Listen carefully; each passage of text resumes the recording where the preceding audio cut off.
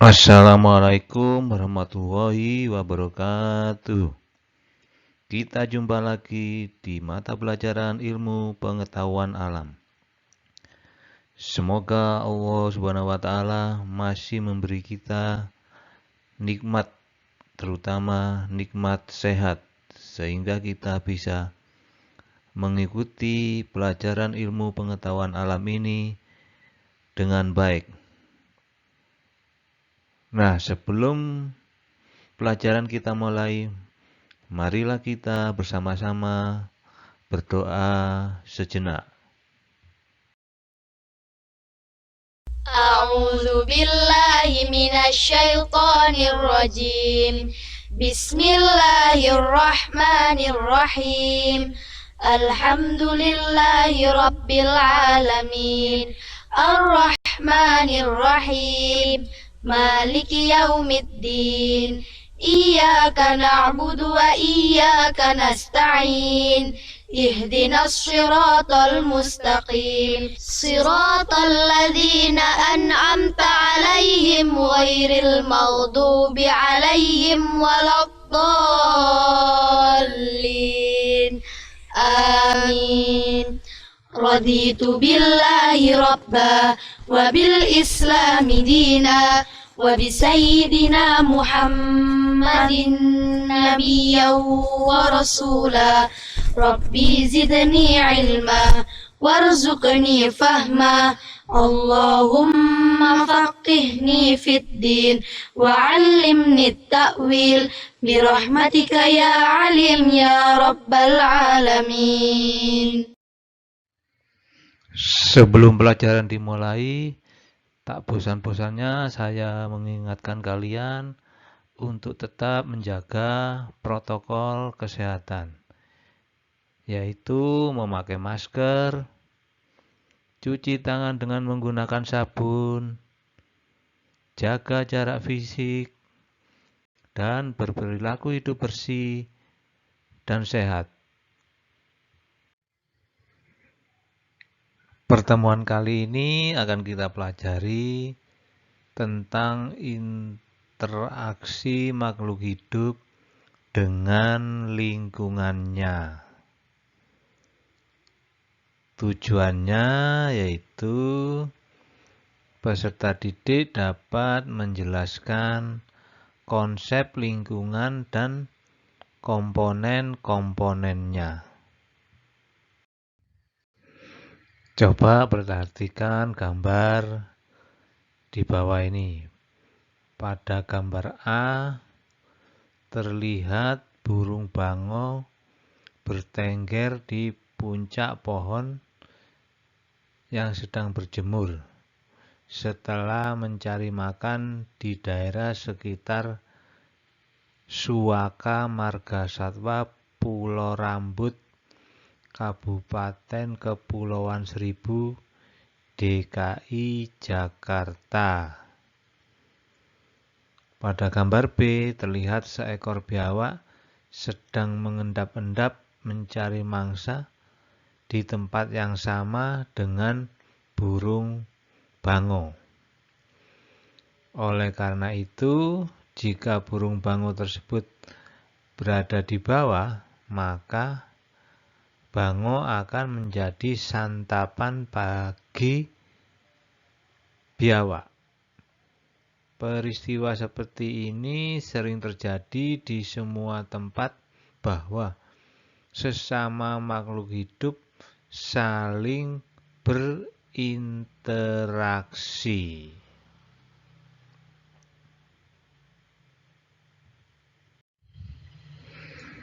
Pengertian lingkungan. Lingkungan secara umum dapat diartikan sebagai segala sesuatu di luar individu. Segala sesuatu di luar individu merupakan sistem yang kompleks, sehingga dapat memengaruhi satu sama lain. Berikut ke pengertian ekosistem. Kesatuan interaksi antara organisme dengan lingkungannya disebut ekosistem atau hubungan timbal balik antara organisme dengan lingkungannya.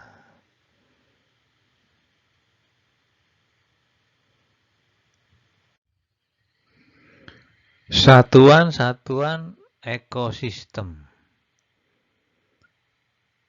Satuan ekosistem adalah sebagai berikut.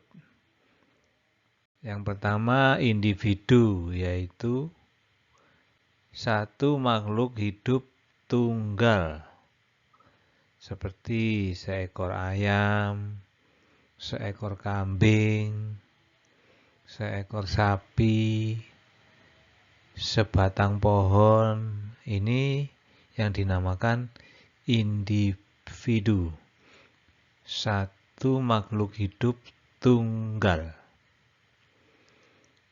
Berikutnya populasi, yaitu kumpulan makhluk hidup sejenis atau satu spesies yang hidup dalam suatu habitat dalam satu waktu. Jadi populasi ini contohnya 5 ekor sapi, 2 ekor kambing, 7 ekor kerbau. Nah, ini yang dinamakan populasi. Berikutnya komunitas, yaitu kumpulan 2 atau lebih populasi dalam suatu habitat. Ini contohnya misalnya 5 ekor sapi, 3 ekor kambing, 7 ekor kerbau,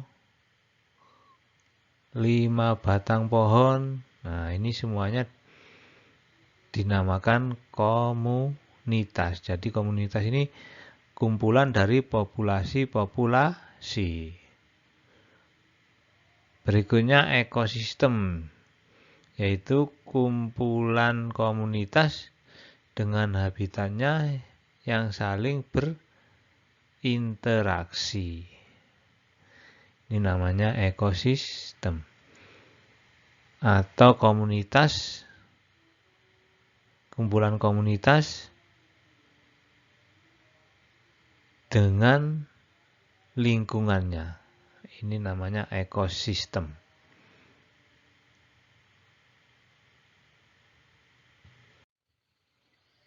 Nah, komponen ekosistem ini terdiri dari 2 kelompok, yaitu komponen abiotik dan komponen biotik. Komponen abiotik terdiri atas benda tak hidup. Makhluk hidup tidak lepas dari benda tak hidup. Dalam suatu ekosistem ada beberapa faktor abiotik yang memengaruhi makhluk hidup. Misalnya cahaya matahari, air, gas, mineral, dan suhu.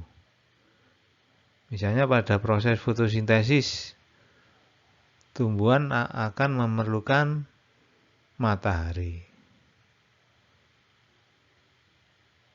Jadi komponen abiotik ini bisa mempengaruhi makhluk hidup. Kemudian komponen biotik adalah suatu ekosistem mencakup semua makhluk hidup yang hidup dalam ekosistem tersebut.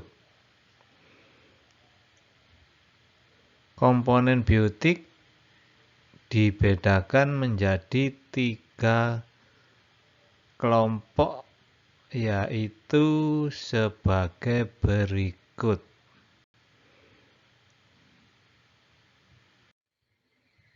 Yang pertama, produsen, yaitu makhluk hidup yang mampu membuat makanan sendiri atau makhluk hidup autotrof.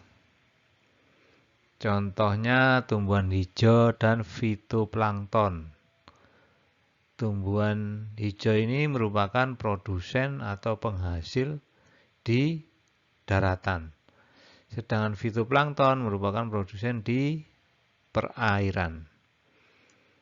Jadi tumbuhan ini bisa menghasilkan makanannya sendiri melalui proses fotosintesis.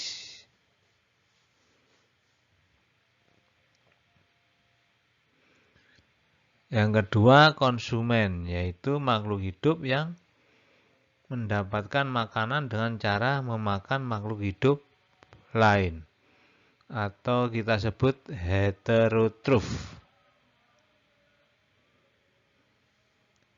Berikutnya pengurai, yaitu makhluk hidup yang mendapatkan makanan dengan cara menguraikan sisa tubuh makhluk hidup yang telah mati. Jadi semua makhluk hidup yang telah mati akan diuraikan oleh pengurai, kemudian akan diserap kembali oleh akar tanaman.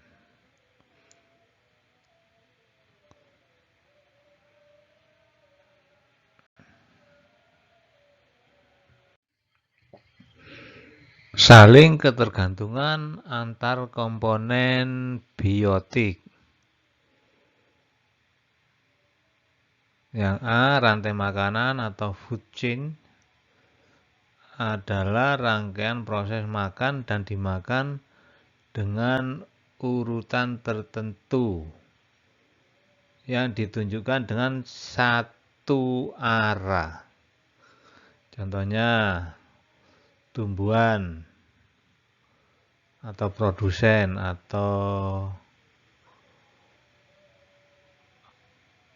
autotrof ya, atau organisme autotrof ini dimakan oleh belalang. Belalang ini termasuk konsumen.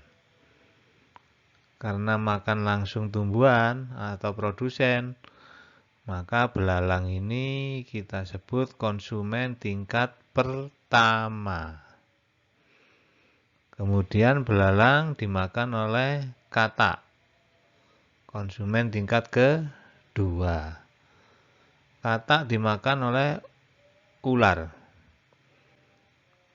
Ular berstatus konsumen ketiga. Ular dimakan oleh elang. Elang dalam rantai makanan ini sebagai konsumen keempat atau sebagai konsumen puncak. Nah, semuanya kalau sudah mati maka akan diuraikan oleh pengurai. Dan hasil penguraian tadi akan diserap kembali oleh tumbuhan. Tumbuhan dimakan lagi oleh belalang. Belalang dimakan oleh katak. Katak dimakan oleh ular. Ular dimakan oleh elang. Ini contoh gambar rantai makanan produsen atau dalam hal ini tumbuhan akan dimakan oleh belalang. Konsumen pertama atau konsumen primer. Belalang dimakan oleh katak atau konsumen kedua atau sekunder. Katak dimakan oleh ular, konsumen ketiga. Kemudian ular dimakan oleh elang sebagai konsumen keempat atau konsumen puncak. Nah, semuanya ini kalau mati akan diuraikan.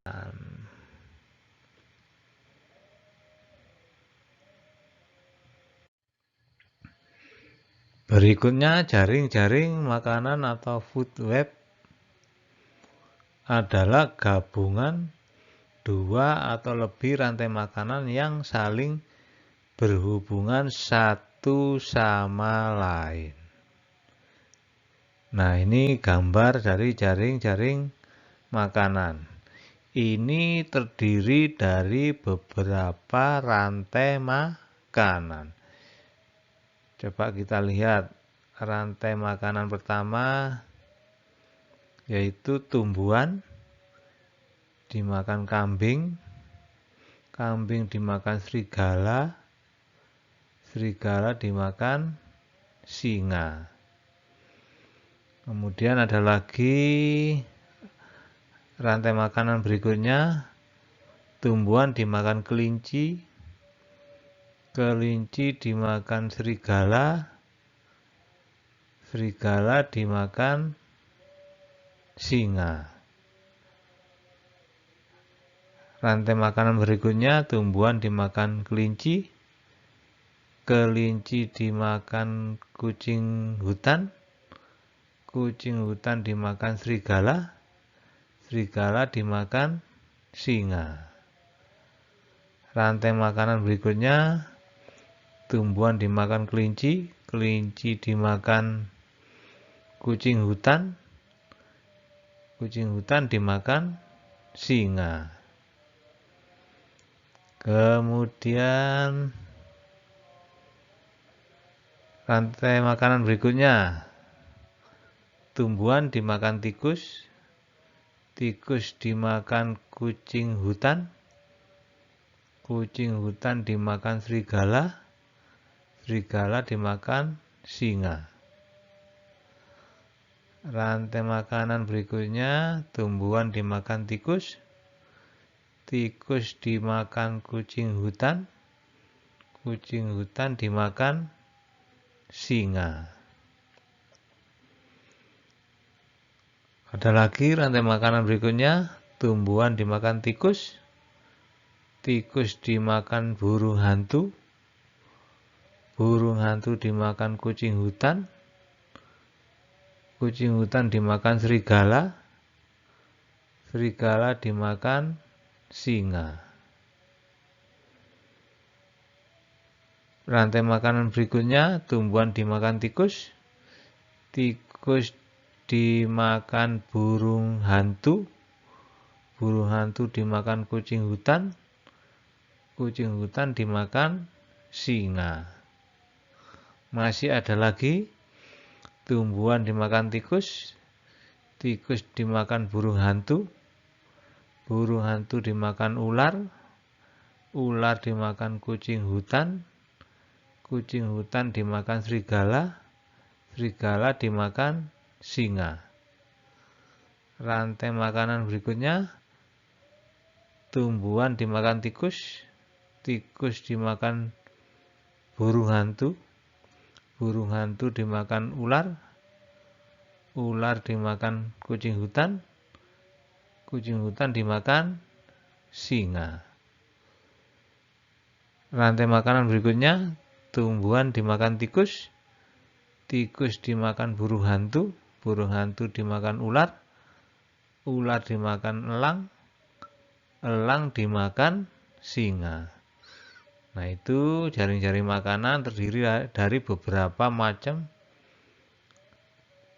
rantai makanan dan saling berhubungan satu sama lainnya. Ini yang dinamakan jaring-jaring makanan. Berikutnya piramida makanan, yaitu urutan biomasa pada rantai makanan yang saling berhubungan satu sama lainnya. Coba kita lihat. Nah, piramida makanan ini terdiri dari beberapa kelompok atau tingkatan. Yang paling bawah yaitu produsen. Kemudian naik konsumen pertama, kemudian naik lagi konsumen kedua, naik lagi konsumen ketiga, 3 atau puncak.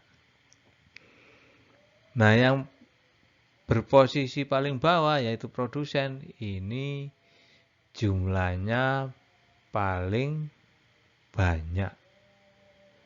Makin ke atas makin sedikit jumlahnya atau populasinya makin sedikit. Ini yang dinamakan piramida makanan. Jadi piramida yang paling dasar ini yang jumlahnya paling banyak. Sampai yang paling puncak jumlahnya yang paling sedikit. Ini yang dinamakan piramida makanan. Sekarang pola interaksi makhluk hidup.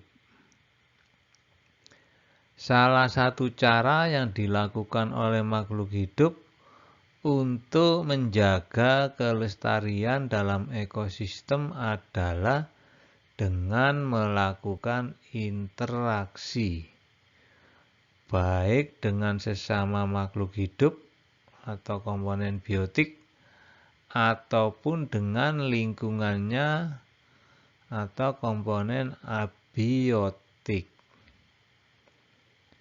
Interaksi sangat ditentukan oleh jumlah dan banyaknya anggota ekosistem.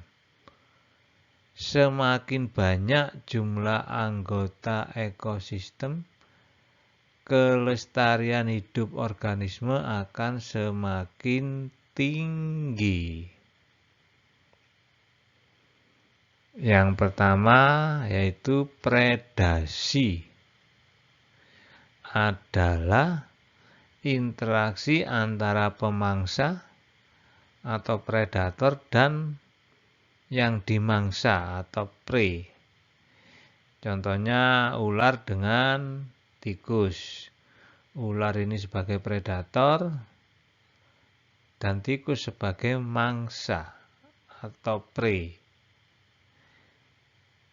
Kemudian harimau dengan kijang. Kijangnya sebagai predator, harimaunya sebagai mangsa atau prey. Berikut ada netralisme.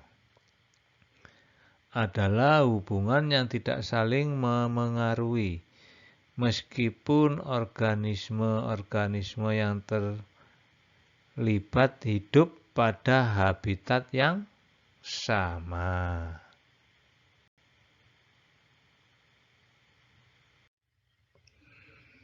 Contoh netralisme yaitu kambing memakan rumput dan katak memakan serangga. Kambing dan katak tidak saling mempengaruhi. Yang berikutnya kompetisi. Adalah bentuk interaksi yang terjadi pada dua individu yang sejenis atau berbeda jenis untuk memperebutkan satu hal yang sama. Contohnya persaingan antara kerbau dengan kambing di padang rumput yang sama. Jadi kerbau dan kambing memperebutkan satu hal yang sama yaitu rumput. Berikut simbiosis adalah hubungan dua individu yang berbeda yang terjadi secara mengikat. Simbiosis ini dibagi 3. Yang satu, parasitisme, adalah hubungan antara dua organisme yang berbeda jenis dengan keuntungan di salah satu pihak dan pihak lain dirugikan. Contohnya benalu dan tali putri dengan tanaman inangnya. Jadi parasitisme ini yang satu untung, yang lain rugi.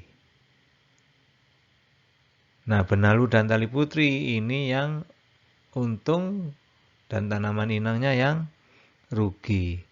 Karena benalu dan tali putri akan menghisap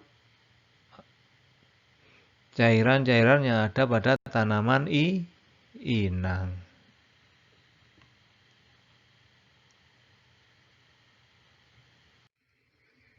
Simbiosis berikutnya yaitu simbiosis mutualisme. Adalah interaksi yang saling menguntungkan kedua pihak. Contohnya lebah dan tanaman inang. Jadi simbiosis mutualisme ini keduanya diuntungkan. Contohnya lebah dan tanaman inang atau bunga. Lebahnya memperoleh madu dari bunga tadi dan bunganya dibantu untuk proses penyerbukan. Jadi kedua-duanya merasa atau saling menguntungkan untuk kedua pihak. Ya. Simbiosis berikutnya yaitu simbiosis komensalisme. Adalah interaksi yang hanya menguntungkan satu pihak saja, sedangkan pihak lain tidak diuntungkan maupun dirugikan. Contohnya tanaman anggrek dengan inang.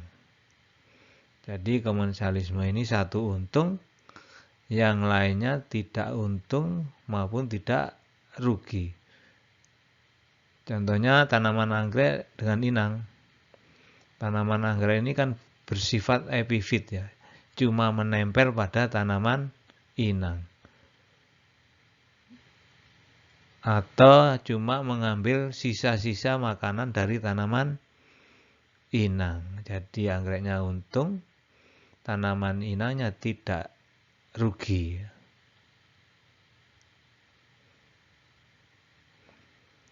Kemudian antibiosis adalah interaksi organisme ketika salah satu organisme menghambat pertumbuhan organisme lain. Contohnya penicillium menghasilkan zat yang menghambat pertumbuhan bakteri.